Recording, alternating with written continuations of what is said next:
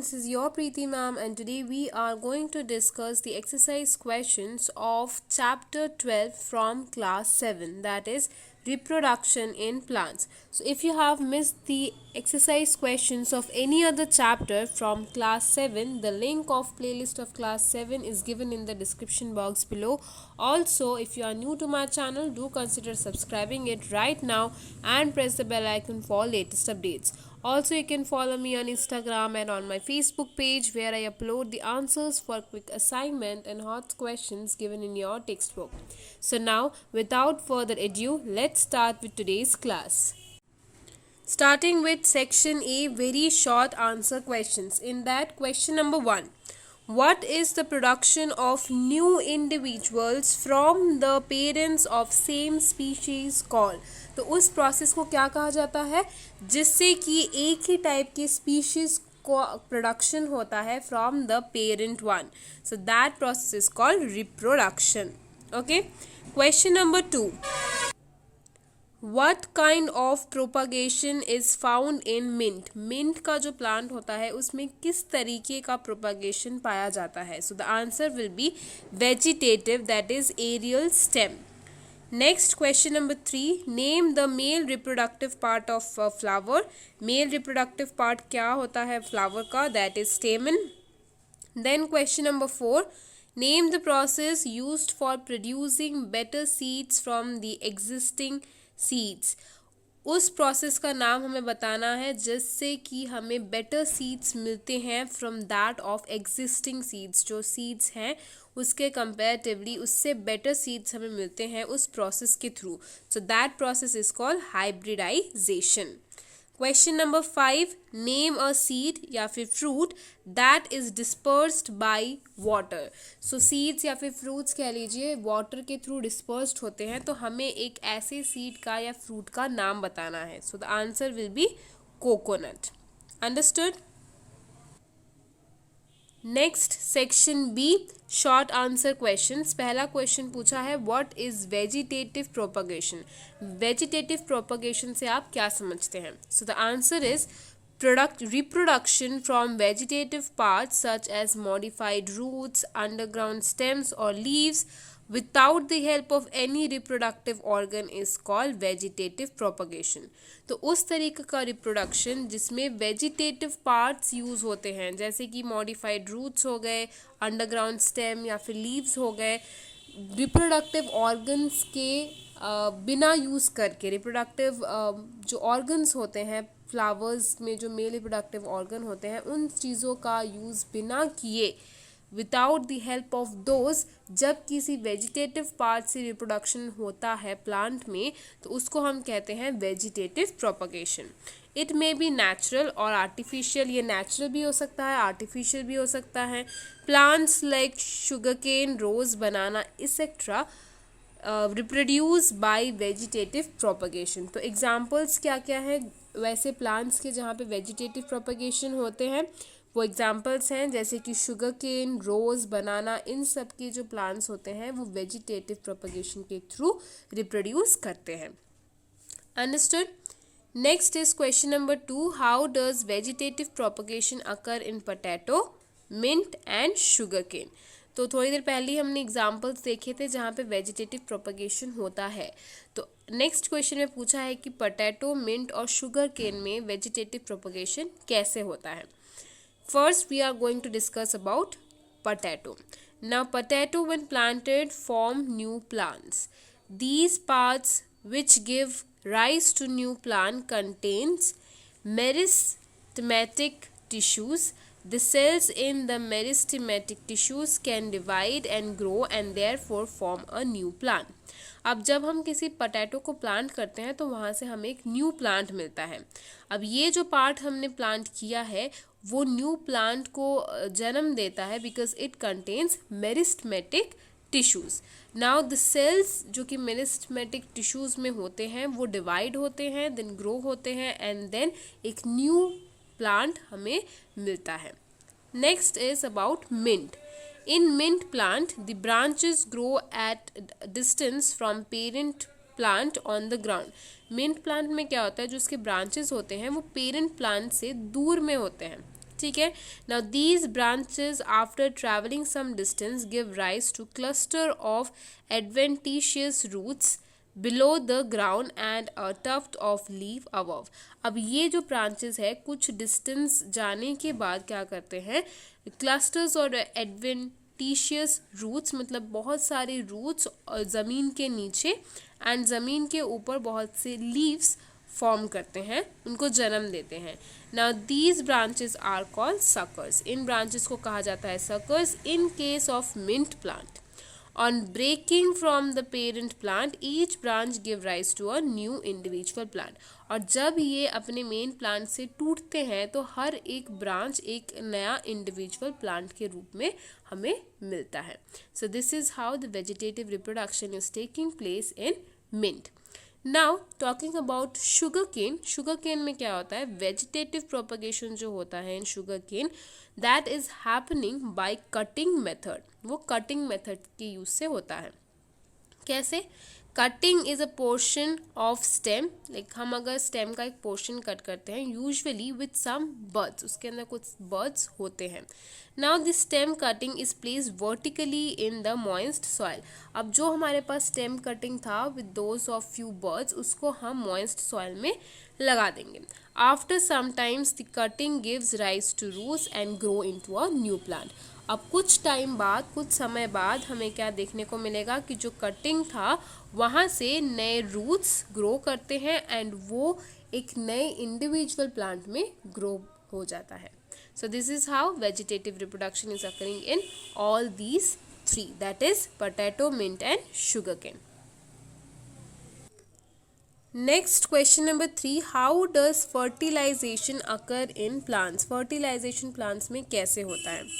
Now during pollination, pollen grains are carried from the anther of a flower to the stigma of the same or some other flower of the same kind. तो pollination में क्या होता है, जो pollen grains होते हैं वो anther से, किसी फ्लावर के एंथर से उसी फ्लावर के स्टिग्मा तक या फिर किसी और प्लांट के सेम काइंड ऑफ प्लांट के स्टिग्मा तक कैरी किया जाता है। Now after pollination means pollen grain के ट्रांसफर होने के बाद आफ्टर पॉलिनेशन पॉलन ग्रेन्स क्या होते हैं, form a tube called pollen tube. जो पॉलन ग्रेन्स होते हैं वो एक ट्यूब फॉर्म करते हैं जिसको कहा जाता है pollen tube. Now the pollen tube grows through the style and reaches one of the ovule in the ovary. अब ये जो पॉलन ट्यूब्स क्रिएट हुए हैं, फॉर्म हुए हैं, ये स्टाइल से होके पूरे ओव्यूल तक, किसी भी एक ओव्यूल तक जो कि ओवरी में प्रेजेंट है उस तक पहुंचते हैं। Now the pollen tube enters the ovule through a small opening. जो पॉलन ट्यूब होता है वो ओव्यूल पे एंटर करता है एक छोटे से ओपनिंग की हेल्प से जिसको कहा जाता है माइक्रोपाइल। ठीक है। Now the pollen tube contains 2 male gametes. Pollen tubes में 2 मेल गैमेट्स होता है जिसमें से one of the male gamete passes through the pollen tube and reaches the egg in the ovule. उनमें से एक जो मेल गैमेट होगा वो पोलन ट्यूब से होते हुए एग तक पहुंचेगा जो कि ओव्यूल में है। Here it fuses with the egg and a zygote is formed. अब वो जो मेल गैमेट है वो एग के साथ फ्यूज होके जाइगोट फॉर्म करेगा। This fusion is called fertilization. ये जो फ्यूशन हुआ male gamete with that of egg in the ovule is called fertilization. Understood? Next question number 4. What is meant by cross pollination? Name 2 agents of pollination. पहले हमसे पूछा है cross pollination से हम क्या समझते हैं एंड उसके बाद हमें 2 एजेंट्स के नाम बताने हैं जो कि पॉलिनेशन में हेल्प करते हैं। ठीक है, let's first see the definition of cross pollination. So pollination which takes place between 2 flowers present on different plant of the same species is called cross pollination. तो जब हमने थोड़ी देर पहले अपने जो 3rd नंबर क्वेश्चन पे हमने डिस्कस किया था जब पॉलन ग्रेन्स कहाँ से कहाँ कैरिड आउट हो रहे हैं, ठीक है, सो वैसे ही उसी में हमारा क्रॉस पॉलिनेशन का डेफिनेशन भी छुपा हुआ था। तो क्रॉस पॉलिनेशन क्या होता है? क्रॉस पॉलिनेशन में जो पॉलिनेशन है मीन्स जो पॉलन ग्रेन्स का ट्रांसफ़र है वो किसी दो फ्लावर में होता है of different plant but of same species. Means flowers के जो टाइप होंगे वो सेम होगा, लेकिन जो फ्लावर्स होंगे वो डिफरेंट प्लांट्स के होंगे। ठीक है, so that is when it is called cross pollination. अब एजेंट्स क्या है पॉलिनेशन के, जैसे कि wind, water and insects. So here I have mentioned 3 agents. You can only write 2 of them. Clear? Next बात करते हैं क्वेश्चन नंबर 5 की। Name the various agents which help in the dispersal of seeds या फिर fruits. Describe one of the agent in detail. तो हमें पूछा है कि जो वेरियस एजेंट्स हैं जिसकी मदद से डिस्पर्स होते हैं सीड्स, उनमें से किसी एक एजेंट के बारे में हमें डिस्कस करना है एंड पहले तो सारे एजेंट्स के हमें नाम बताने हैं। So let's see the answer. The various agent that help in dispersal of seeds are wind, water and animals. ठीक है, इनमें से हमने विंड के बारे में डिस्कस किया है। The seed which are light, small और have tufts of hairy silky hairs on their body are carried away to distant places by the wind। तो कैसे सीड्स विंड के थ्रू डिस्पर्स्ड होते हैं, जो लाइट वेट के होते हैं, छोटे से होते हैं, मीन स्मॉल होते हैं, and they have silky hairy appearance और you can say silky hair tufts on their body. ठीक है, जो कि हवा से बहुत ईजिली कैरी किए जा सकते हैं। नाउ एग्जाम्पल्स क्या है, seeds of dandelion, drumstick, maple, मदार, फ्रूट्स ऑफ एसेस, सनफ्लावर, ये सारे जितने भी नाम मैंने बताए अभी, जितने भी नाम यहाँ पे मेंशन किए गए हैं, ये सारे सीड्स वैसे हैं जिनको विंड से आराम से कैरी किया जा सकता है। So these are the examples of seeds which can be dispersed by wind. कौन से एग्जाम्पल्स हैं, dandelion, drumstick, sunflower etcetera. Okay, now let's move on to next section, that is section C, long answer type questions। पहला question क्या है, illustrate the binary fission in bacteria with the help of diagram। Binary fission जो कि bacteria में होता है उसके बारे में हमें बताना है with the help of a diagram. ठीक है, सो इन बाइनरी फिशन फर्स्ट क्या होता है, जो न्यूक्लियस है डिवाइड इनटू 2 न्यूक्लियाई। ठीक है, next the cytoplasm then divides into 2 part each containing a nucleus. ठीक है, next further stretching leads to the formation of 2 daughter cells। These cells so formed grow into mature cell and then undergo similar binary fission। तो जैसे कि diagram में भी देख सकते हैं, फर्स्ट जो न्यूक्लियर मटेरियल होगा वो 2 न्यूक्लियाई में डिवाइड होगा एंड साइटोप्लाज्म भी 2 में डिवाइड हो जाएगा। Now these 2 and further stretching of these will lead to a daughter cell। अब ये जो 2 डॉटर सेल हमें मिले हैं, ये 2 डॉटर सेल दोबारा से एक मेच्योर सेल में ग्रो करेंगे एंड देन ये वाला जो चीज़ है that is from the mature cell again this whole binary fission will proceed. So this is how binary fission is occurring in bacteria. मतलब फर्स्ट न्यूक्लियस जो है वो 2 न्यूक्लियाई में डिवाइड होगा, साइटोप्लाज्म 2 पार्ट्स में डिवाइड होंगे and then further stretching will lead to a daughter cell. Understood? Next is question number 2, explain the process of reproduction in east. East में जो रिप्रोडक्शन है उसके प्रोसेस के बारे में हमें बताना है। Yeast reproduces by budding. जो ईस्ट होते हैं वो बडिंग की मदद से रिप्रोड्यूस करते हैं। A bulb like projection formed on the body of the organism is known as the bud. आप डायग्राम में भी देख सकते हैं, ये जो एक हमारा बल्ब लाइक प्रोजेक्शन जो कि अपीयर करता है ऑर्गेनिज्म के ऊपर, यही है उसका डेवलपिंग बर्ड, मीन्स जो कि एक नए बर्ड में बाद में हमें देखने को मिलेगा। Now the nucleus of the parent body divides into 2। जो न्यूक्लियस होता है पेरेंट बॉडी का वो भी 2 में डिवाइड होना शुरू हो जाता है and one of the nucleus goes into the bird. और एक जो न्यूक्लियस होता है वो जो न्यू बर्ड हमारा फॉर्म हुआ है उसमें चला जाता है। When the birds gets matured, it detached itself from the parent body and became an independent individual। और जब ये बहुत ज़्यादा मेच्योर हो जाते हैं, मीन्स जो बर्ड्स होते हैं वो मेच्योर हो जाते हैं, तो वो पेरेंट बॉडी से डिटैच्ड होकर एक इंडिविजुअल इंडिपेंडेंट इंडिविजुअल हो जाता है। Now reproduction in east by budding is shown in this figure that I have just explained you side by side. जो मैंने अभी भी side by side आपको explain किया कि ये अगर हमारा पेरेंट ईस्ट है तो वो धीरे धीरे अपने न्यूक्लियस को डिवाइड करके दो न्यूक्लियस में डिवाइड हो जाएगा. जो सिंगल न्यूक्लियस था मीन्स जो न्यूक्लियस ऑफ द पेरेंट था that will divide into two and one of the nucleus will grow into this new bird, जो कि एक बल्ब लाइक प्रोजेक्शन है जो ऑर्गेनिज्म के ऊपर हमें देखने को मिलता है. अब जब जैसे जैसे वो बर्ड्स जो है वो मेच्योर होने लगेंगे देन दे विल अपीयर और they will come up as two independent individual. Clear? Next question number 3, describe briefly sexual reproduction in plants. Plants में जो सेक्सुअल रिप्रोडक्शन है उसके बारे में हमें ब्रीफली बताना है. ठीक है. Now the sexual reproduction in plants proceeds through the following steps. तो इसमें फॉलोइंग स्टेप्स जो कि अभी हम डिस्कस करने वाले हैं उन स्टेप्स को हम पढ़ेंगे. पहला स्टेप क्या होता है? पॉलिनेशन. ना पॉलिनेशन क्या है? पॉलिनेशन में जो पॉलिन ग्रेन्स होंगे उसका ट्रांसफर इन्वॉल्व करेगा that is from the anther of the stamen to the stigma of the pistil. ठीक है.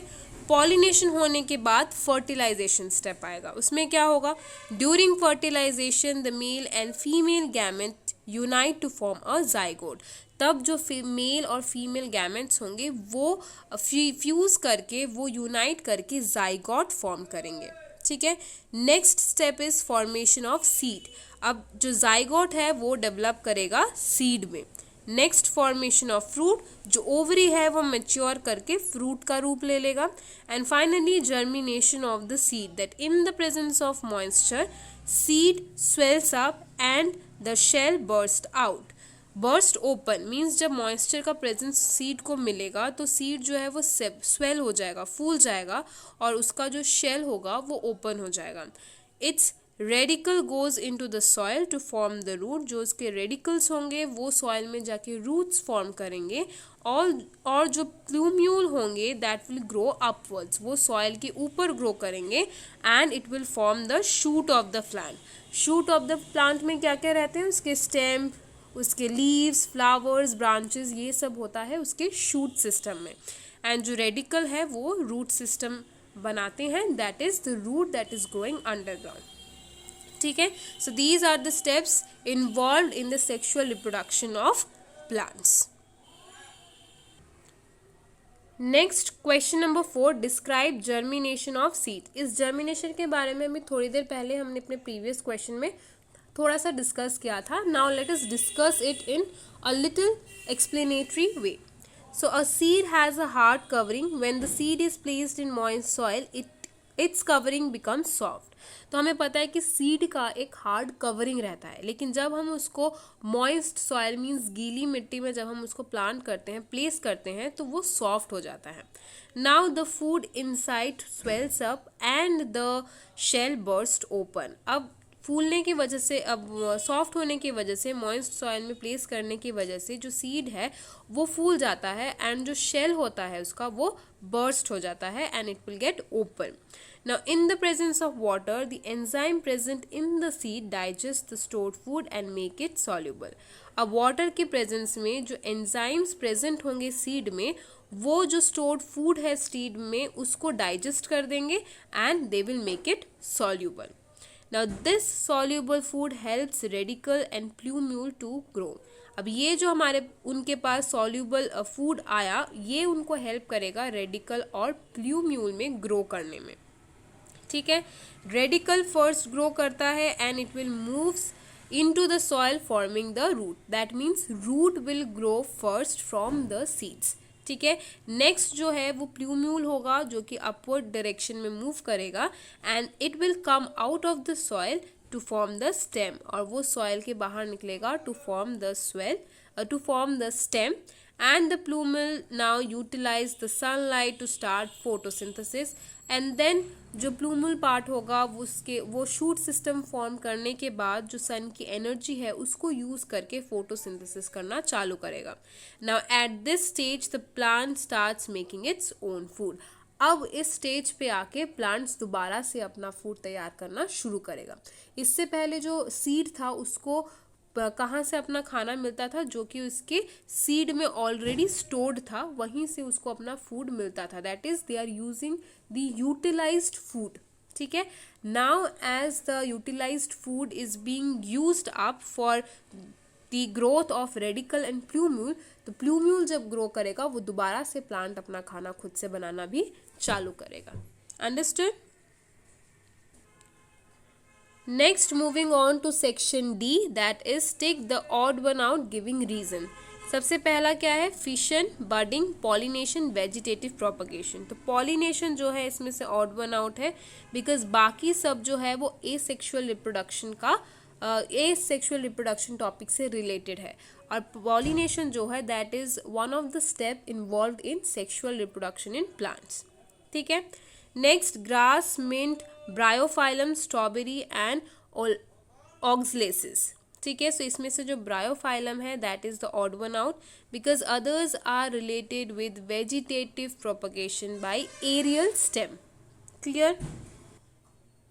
नेक्स्ट, थर्ड में दिया गया है layering, grafting, tissue culture and vegetative propagation by modified roots. तो जो vegetative propagation by modified roots है वो ऑड वन आउट होगा, क्योंकि बाकी सब जो है वो सब आर्टिफिशियल मेथड्स है फॉर वेजिटेटिव प्रोपगेशन. ठीक है. कुछ नेचुरल वेज होते हैं, कुछ आर्टिफिशियल वेज होते हैं फॉर वेजिटेटिव प्रोपगेशन.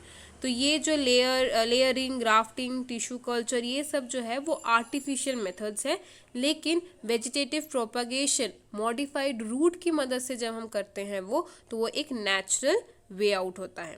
ठीक है. नेक्स्ट, फोर्थ है pollination, fertilization, regeneration and seed formation.